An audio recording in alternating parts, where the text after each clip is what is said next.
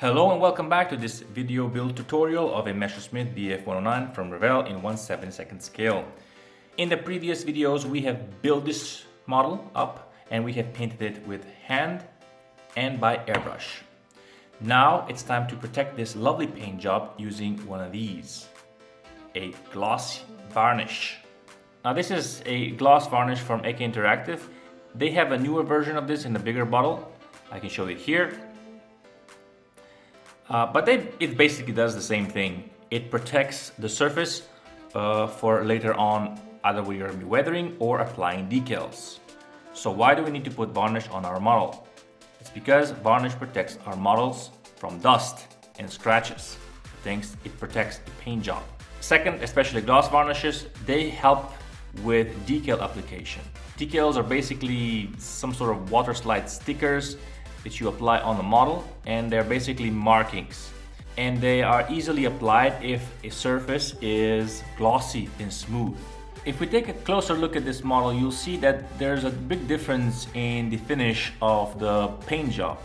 Not only that this side is much smoother because it was applied with an airbrush, but it's also a different sheen on it. This one is semi-gloss and this one is matte.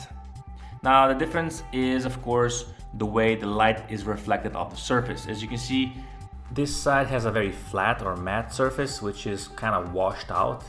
And also you can see the brush strokes here and you don't see anything here. This is a little bit more uniform and this is less uniform. But to make the model homogeneous and more uniform across all the paints that you're using on the model, it's nice to put on a varnish. We also have different types of varnishes: semi-gloss, gloss, and matte. They all have different applications depending on what you're doing in building. Usually aircraft are gonna call for semi-gloss finish, cars and motorcycles glossy, and armor flat or matte. Now, why are we using a gloss finish again? Well, because we want to unify the surface, prepare it for decal applications. Decals applied on a smooth surface are much easier to manipulate and reposition.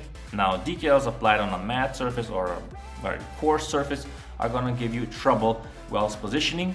But the main reason we are doing this is to mitigate the effect called silvering. Silvering occurs when tiny air bubbles get caught in between the decal and microscopically uneven surface of the paint job. When the decal dries, it looks like it's silvered out. To rectify this problem, we apply gloss varnish to the surface, making it smooth, so when we apply the decal, we can press all the air out underneath it.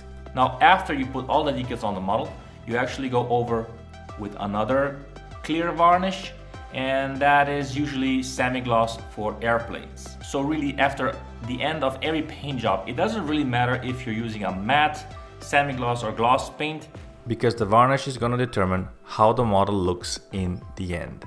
But for now, all you need to know that it's a good thing to put some clear gloss on your model to unify it, the whole paint job, and to prepare the surface for decal application. So we will do this now. Now the good thing about these clear coats is that they're pretty thin, so you basically just put them in your little paint tray, and you don't really need a knot. As you can see, it's really milky. Don't be scared, especially if you're using something like this. It's really milky and it kind of gives a blue sheen. I'll show you.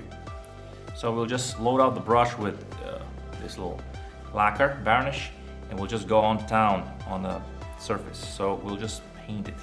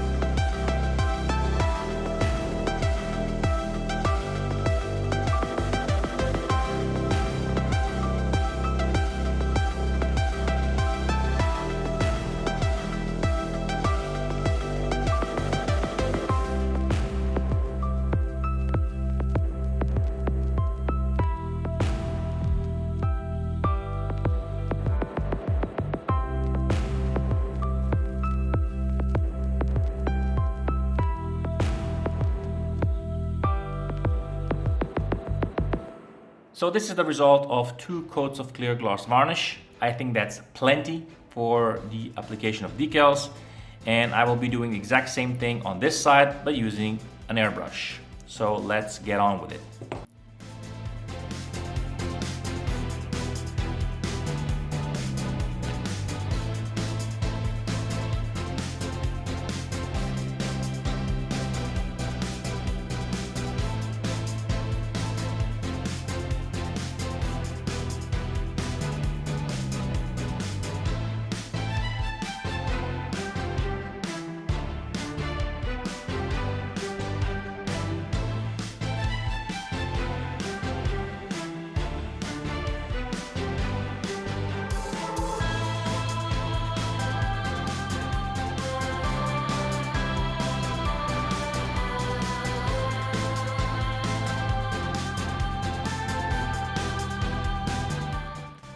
So here it is, the result of all that varnishing. Hand paint varnish application and airbrush varnish application. One thing that you need to be very careful about is dust. Dust is going to be really your biggest enemy at this stage in the build process, because any speckle of dust on top of the clear varnish is going to stay there forever because it's so sticky.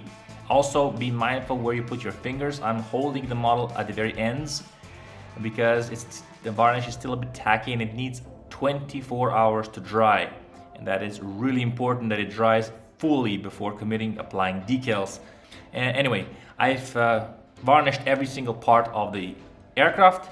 Now I'm going to set it aside and wait until it dries, and next video is going to be applying decals. So join me next time. See you soon. Bye for now.